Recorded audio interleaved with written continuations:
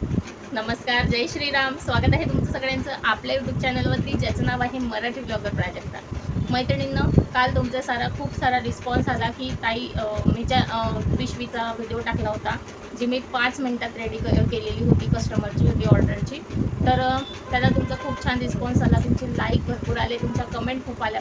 तर आज मी तुमच्या सगळ्या प्रश्नांची उत्तरं देणार आहे. तर बऱ्याच ताईंनी कमेंट केलेले आहेत. तर एका ताईंची कमेंट अशी होती की ताई, तुम्ही कपडा कोणत्या मार्केटमधून आणतात आणि हे मार्केट कुठे आहे, असं 2 ताईंनी मला विचारलेलं आहे. तर हे जे मार्केट आहे, मी जिथे राहते ते गावाकडे राहते, म्हणजे जळगाव जिल्ह्यामध्ये राहते.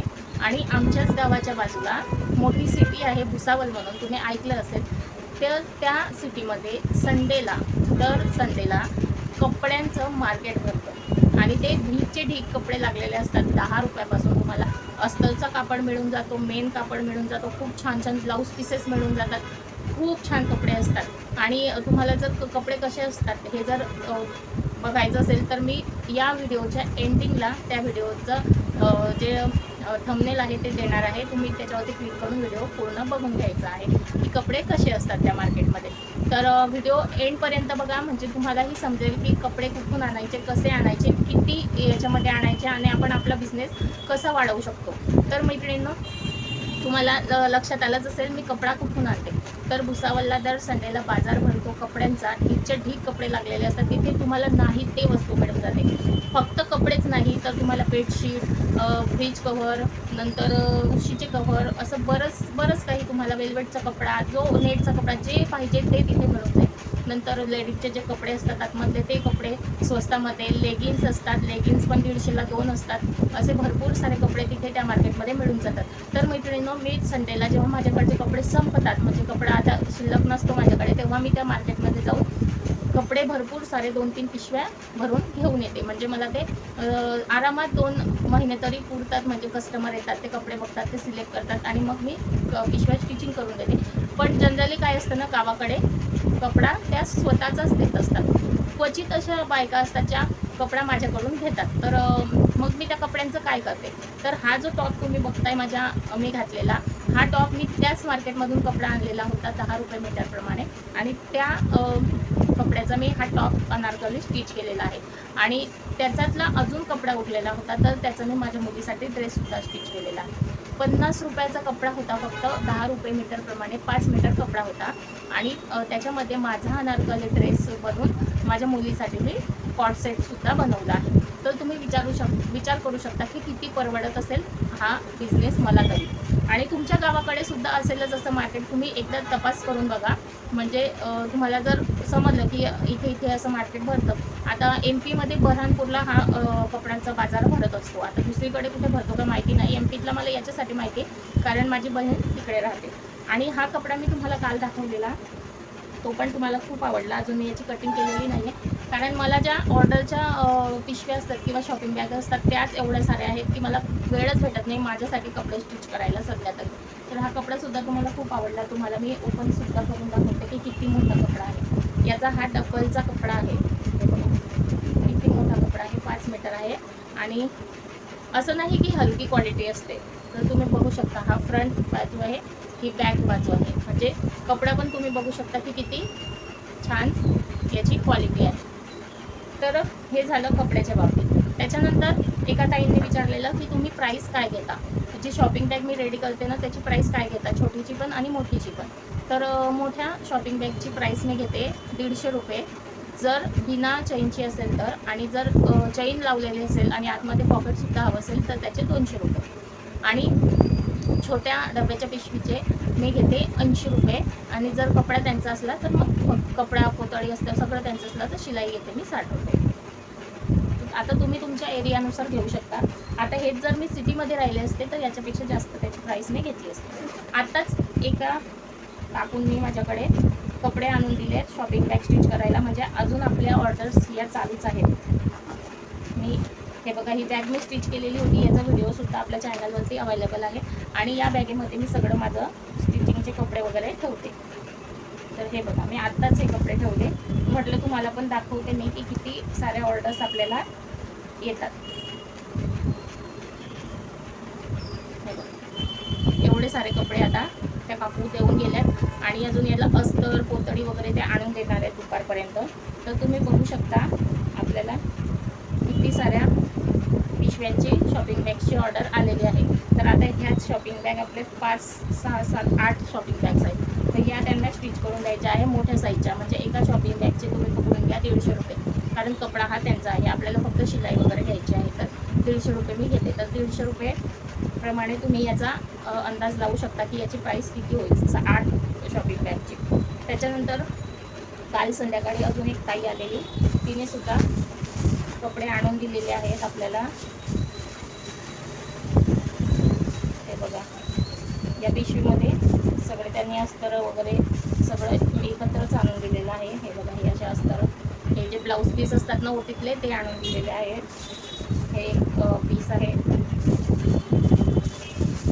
भरपूर सारे पीस वगैरे त्यांनी आणून दिलेले आहेत. ड्रेसचे कपडे वगैरे. हे बघा, हे अजून एक ब्लाऊज पीस. यांच्यापासून आपल्याला अजून शॉपिंग बॅग रेडी करायचे आहेत. अजून याच्यामध्ये ऐकते अस्तर वगैरे सगळं मिक्स झालेलं आहे. त्याच्यानंतर अजून आपल्याला मशीनवरती कपडे आहेत ते त्याच्या सुद्धा शॉपिंग बॅग रेडी करून ठेवायचे आहेत. म्हणजे माझ्या गावाकडे तरी माझ्याकडे सगळ्यात जास्त ज्या ऑर्डर्स असतात त्या शॉपिंग बॅग्सच्या असतात. आणि आता या तर ऑफलाईन ऑर्डर्स झाल्या, पण ज्या ऑनलाईन ऑर्डर्स असतात त्या वेगळ्या. मग मी जे कपडे आणते ना त्या मार्केटमधून ते मी कुठे यूज करते तर ऑनलाईन ऑर्डरमध्ये. कारण ऑनलाईन ऑर्डरमध्ये आपल्या घरापर्यंत तर ते कपडे पाठवणार नाही, त्यासाठी आपल्या जवळचं म्हणजे मी माझ्या जवळचं कापड असतं पोतडी सगळं, पोतडी म्हणजे राईस बॅग यूज करून त्यांना त्या शॉपिंग बॅग स्टिच करून पाठवते स्पीड पोस्टने. तुम्हाला पण जर शॉपिंग बॅगची ऑर्डर द्यायची असेल तर तुम्ही स्क्रीनवर नंबर दिलेला आहे त्याच्यावरती ऑर्डर देऊ शकता. त्याच्यासोबत तुम्हाला जर छोटी पर्स वगैरे असं काही स्टिचिंग करून हवं असेल तर तुम्ही मला व्हॉट्सअपवरती फोटो टाकून तशा प्रकारची पर्स किंवा काही डिझाईन करून माझ्याकडून घेऊ शकता. तर नक्कीच ऑर्डर द्या तुम्हाला जर ऑर्डर द्यायची असेल तर. आणि मैत्रिणींना तुमच्याकडे जर मशीन असेल तर माझे व्हिडिओ बघून तुम्ही स्वतः पण पिशव्या शॉपिंग बॅग वगैरे स्टिच करू शकता घरच्या घरी. आणि तुम्हाला स्टिचिंग येत असेल आणि तुमचा बिझनेस चालत नसेल तर तुम्हाला मी एक गोष्ट नेहमी सांगत असते की तुम्ही जे स्टिच करता ते आधी स्वतः वापरा. म्हणजे ते प्रोडक्ट घेऊन तुम्ही बाहेर जा आणि जेव्हा 4 लोक ते प्रोडक्ट बघतील आणि विचारतील की हे कुठून स्टिच केलं, तेव्हा त्यांना सांगा मी स्वतः केलं, तेव्हा तुम्हाला ऑर्डर मिळतील. आणि माझ्या ज्या ऑर्डर्स असतात ना जास्तीत जास्त याच पद्धतीने येतात. मी जे काही स्टिच करते ते घेऊन जर मी बाहेर गेले तर माझे जे प्रोडक्ट असतात ते असे स्टिचिंग केलेले असतात, एकदम जे असतं ना फिनिशिंगने स्टिच केलेले असतात. असं वाटतं की आपण मार्केटमधून विकत आणलेलं आहे. तर तशी फिनिशिंग जर बायकांना दिसली तर त्यांना नक्कीच आवडतात आणि आपल्याला ऑर्डर मिळते. आता माझ्याकडे फक्त या शॉपिंग बॅग्स नाही तर छोट्या छोट्या पर्स ज्या असतात त्याचीसुद्धा ऑर्डर्स असते. त्याच्यानंतर बायकांना जे छोटे पाकिट यूज करतात, बायकांना जे हवे असतात छोटे पाकिट 2 खणांचे, ते सुद्धा माझ्याकडून स्टिच करून घेतात आमच्या गावामध्ये. आणि अशा बऱ्याच वस्तू आहेत की माझ्याकडून स्टिचिंग करून घेतात. जसं उशीचे कवरं, गादीची खोय वगैरे सगळं काही मी स्टिचिंग करून देते, फक्त त्याच्या ऑर्डर्स जास्त असल्या तर.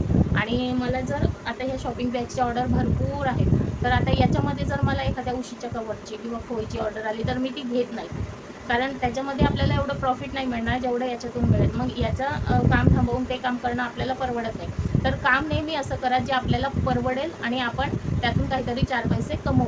तर तुम्हाला तर मी नेहमी सांगते. आणि एका ताईंची कमेंट होती की ताई माझं चॅनलसुद्धा नवीन आहे, तर त्यांचं चॅनल मी पूर्ण चेक केलं आणि त्यांना कमेंटला उत्तरसुद्धा दिलेलं आहे मी की त्यांचं जे चॅनल आहे ते स्टिचिंग रिलेटेड आहे. ब्लाउजेसचे व्हिडिओ बघितले मी त्यांच्या ह्याच्यावरती, पण त्याला एवढी म्हणजे लॉंग व्हिडिओ आहेत ना त्याला एवढी क्लिअरिटी नाही आहे. क्लिअरिटी म्हणजे बोलण्यामध्ये क्लिअरिटी, अशी कॅमेऱ्याला क्लिअरिटी आहे पण बोलण्यामध्ये क्लिअरिटी नाही आहे. जेव्हा तुम्ही समोरच्याला कन्व्हिन्स कराल, जेव्हा तुम्ही समोरच्याला पूर्ण व्हिडिओ बघण्यासाठी कन्व्हिन्स कराल, तेव्हाच तुमचे व्हिडिओ लोक बघतात.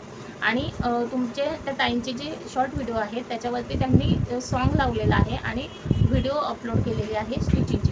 तर सॉन्ग न लावता तुम्ही स्वतःचा आवाज देऊन व्हिडिओ अपलोड करा आणि त्याला टायटल द्या, हॅशटॅग लावा, तेव्हा तुमचे व्हिडिओ जे आहे ते व्हायरलसुद्धा जातील आणि लॉंग व्हिडिओसुद्धा लोक बघतील. जर तुम्ही फक्त सॉन्ग लावून व्हिडिओ टाकले ते व्हिडिओ व्हायरल जरी झाला ना तरी त्या व्हिडिओतर्फे लोक लॉंग व्हिडिओकडे येणार नाही. त्याच्यामुळे तुम्ही स्वतःचा आवाज द्या, लोकांना आपल्याकडे आकर्षित करण्याचा प्रयत्न करा. म्हणजे आपण जे बोलतोय त्याच्यामध्ये आकर्षित करण्याचा प्रयत्न करा, तेव्हाच लोक तुमच्या व्हिडिओजला बघतात पूर्ण आणि त्याला तुम्हाला रिस्पॉन्ससुद्धा चांगला मिळतो. आता तुम्ही 2 वेने पैसे कमवू शकता. तुम्ही ब्लाऊज स्टिच करता आणि जर तुम्ही शॉपिंग बॅग वगैरे माझ्यासारखं स्टिचिंग करत असाल तर त्या स्टिचिंगचे मी जसे व्हिडिओ टाकते तसे व्हिडिओ शूट करा आणि ते अपलोड करा. आणि त्यासोबतच तुम्ही यूट्यूबमधून सुद्धा पैसे कमवा, फेसबुकवरून सुद्धा कमवा. म्हणजे एकच व्हिडिओ तुम्ही यूट्यूबलाही अपलोड करू शकता, फेसबुकलाही अपलोड करू शकता.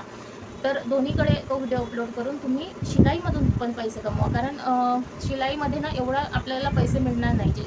आपण घरी बसून ते स्टिचिंग करतो त्याच्यामध्ये आपल्याला एवढं काही इन्कम होणार नाही. त्यासाठी तुम्ही दुसरा पण एक पर्याय शोधून काढायचा आहे पैसे कमवण्यासाठी. आणि एका काकूंची कमेंट होती, मला हसायलाच येते. एका काकूंची कमेंट होती की काम छान आहे तुझं, फक्त बोलणं कमी पाहिजे. तर आता मी जर बोलणारच नाही तर माझे व्हिडिओज कसे चालणार? तुम्हाला म्हणजे मला काय म्हणायचं आहे ते तुम्हाला कसं समजेल?